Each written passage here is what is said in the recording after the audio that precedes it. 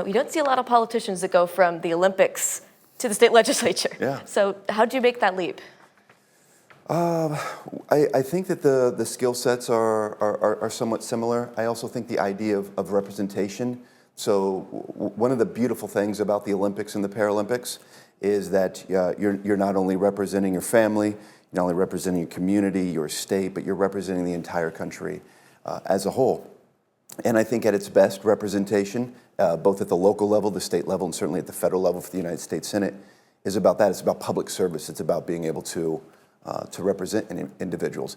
And I also think that the hard work, the grit, the determination to be able to go out there every single day of what this is an enormous amount of work to be able to do this. I think that was instilled with me very strongly. It's the same of every day going out there to try to win a gold medal, and this is every day going out there to try to fight for the people of Iowa. Tell me about your time in the state legislature. What are you most proud of? What have you done? Yeah, it's really been a great honor of my lifetime to be able to represent my community, and then also I'm the first permanently disabled member of the Iowa legislature, and so it's been a point of personal pride for me to be able to represent the 1 in 5 Iowans that are either blind or deaf or physically disabled or mentally disabled. And something that's given me a lot of pride as well is the Iowa Capitol actually wasn't even accessible. Even though we are the state of the great Tom Harkin, the father of the American with Disabilities Act, the People's House didn't even have ramps and automatic door openers. And it's really been a point of personal pride for me that now we have that. It's the People's House. It should be open to all people, including the 1 in 5 Iowans with disabilities. And then I'm one of the handful of Democrats in the state that's been able to get a lot of common sense legislation across the finish line. Helped work on a bill to get $1 million of state appropriation to make sure our state lands and our state parks are more accessible. Ran a bill to do away with unnecessary bureaucracy and regulations so that Iowa boat owners could have a roof above their head, above their boats to protect them. Did something on income and asset limits for individuals that are disabled on Medicaid. Done a lot of work on Medicaid reform, things like that.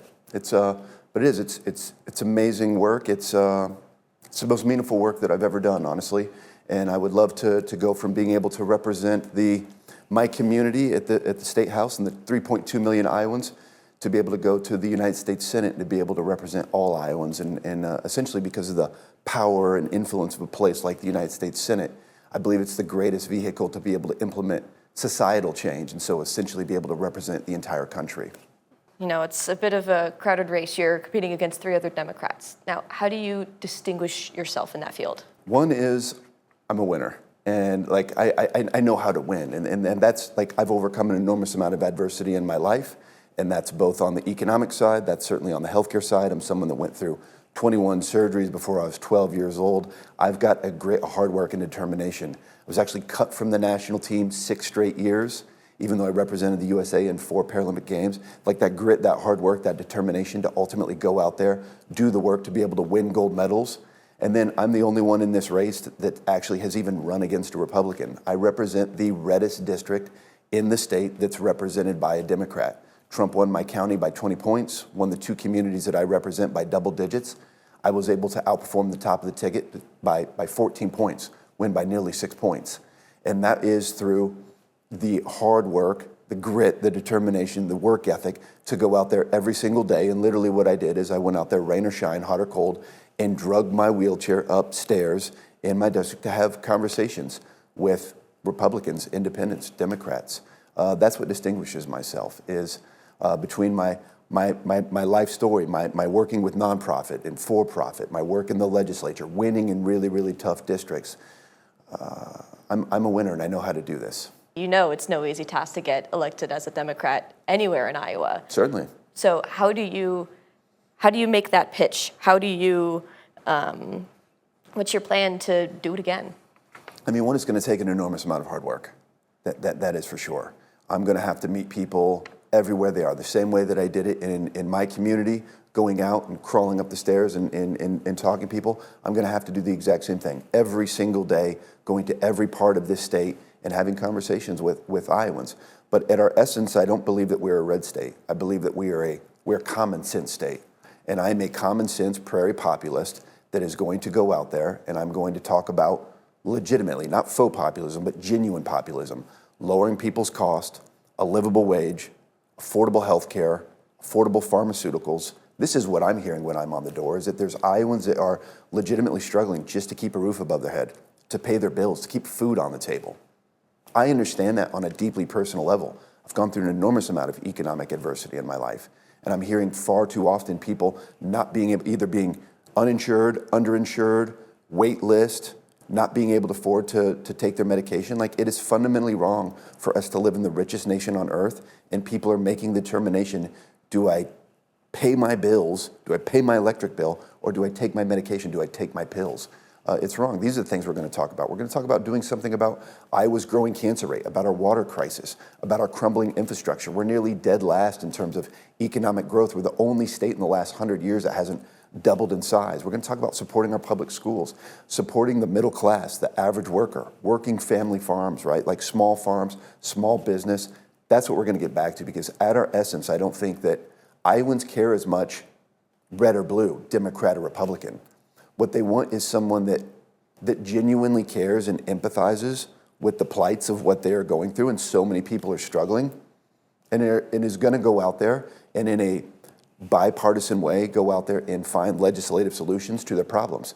And that's what I've certainly done at the state level. I've been very bipartisan to work across the aisle to find legislative solutions, and that's the exact same way that I'm going to do when I'm a United States Senator. I'm going to work for all Iowans.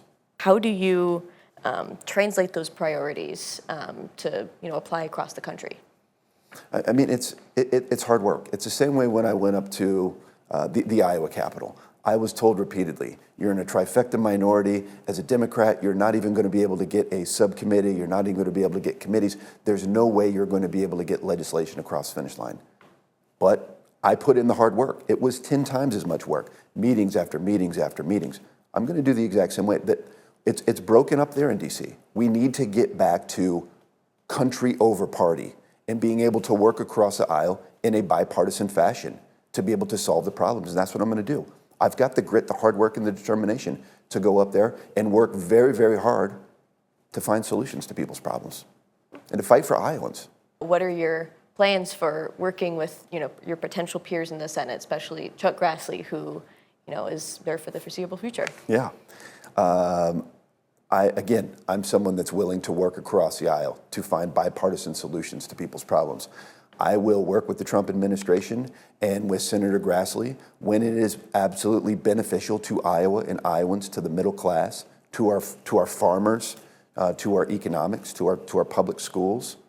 I will fight for social safety nets. I will fight for the most vulnerable. I'll fight for Medicare, Medicaid, Social Security. I will support the Trump administration when it benefits Iowa and Iowans in the middle class. And when it doesn't, I will fight tooth and nail against it. There was a lot of talk about this race not too long ago when Senator Ernst announced she wasn't running for re-election. Yeah. Now, did that change the race for you? To some degree, but however, ultimately, Senator Ernst had made a horrendous statement of, well, we're all going to die when talking about the big, beautiful bill and the Medicaid cuts. And as someone that has lived off of these social safety nets, like Medicaid, like free summer lunch programs, from all the adversity I went through on the economic side and on the healthcare side, I think that showed a complete lack of empathy and understanding of what Iowans and what the common man is going through in this state. I mean, 110,000 Iowans are going to lose their health care, and thousands of individuals are going to lose their food assistance, basic food assistance, just to give tax breaks to billionaires. And so certainly one of the reasons why I jumped into this race was because of Senator Ernst and her comments on that. However, ultimately, it's going to be Ashley Hinson that I'm going to end up running against. It's the exact same ideology. It's the exact same philosophy. It's the exact same votes. And honestly, Iowans legitimately deserve to once again, like we had for 30 years here in Iowa, my political hero, Senator Tom Harkin, someone that is going to fight for the people, fight for Iowans, fight for social and economic justice, and fight for these social safety nets that we care about. I mean, 1 in 5 Iowans are Medicaid, 2 in 5 Iowans in the rural communities. We've got closures all over the state. We're nearly dead last. We've got massive rural healthcare deserts, and we're making even further cuts just to give tax breaks to billionaires. It's wrong. Iowans deserve to once again have a senator that is going to fight for them, fight for the middle class, and fight for the people of Iowa, not just large corporations and billionaires. All right, Josh Turek, thank you so much for joining us. Thank you. Thanks for having me.